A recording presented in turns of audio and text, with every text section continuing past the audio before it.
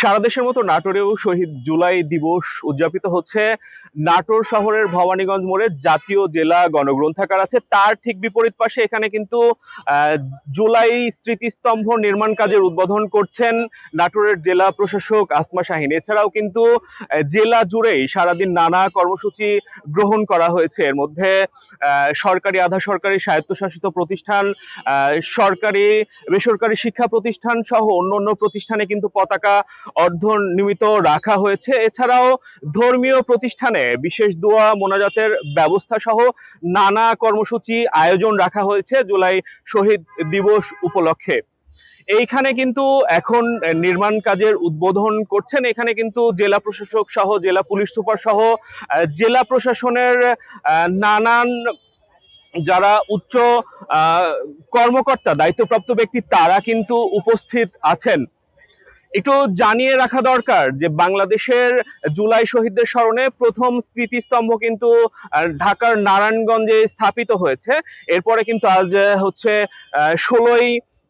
16 তারিখে কিন্তু সারা দেশে একযোগে জুলাই স্মৃতিস্তম্ভ নির্মাণ কাজের আনুষ্ঠানিক উদ্বোধন হচ্ছে।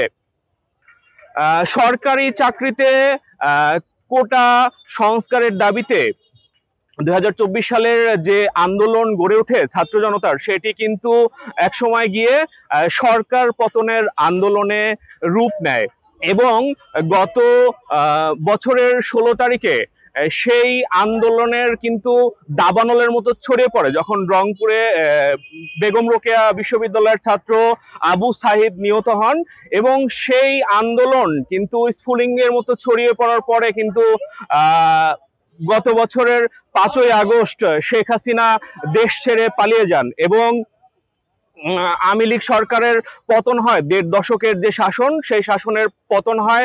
এরপরে কিন্তু তার 3 দিন পর 8ই আগস্ট কিন্তু নোবেল বিজয়ী অর্থনীতিবিদ ডক্টর ইউনূসের নেতৃত্বে অন্তর্বর্তী সরকার দায়িত্ব নেয় এবং তারপরে তারাই হচ্ছে দেশ পরিচালিত করছেন। সেই ধারাবাহিকতায় সেই জুলাই স্মৃতি ধরে রাখতে, সেই জুলাই শহীদদের, সেই অভ্যুত্থানের শহীদদের স্মরণ করতে কিন্তু জুলাই মাসের 1 তারিখ থেকে আগস্ট মাসের 5 তারিখ, মানে মোট 36 দিন অন্তর্বর্তী সরকার কিন্তু নানা কর্মসূচি গ্রহণ করেছে। তারই অংশ হিসাবে কিন্তু আজকে এই শহীদ জুলাই দিবস পালন করা হচ্ছে।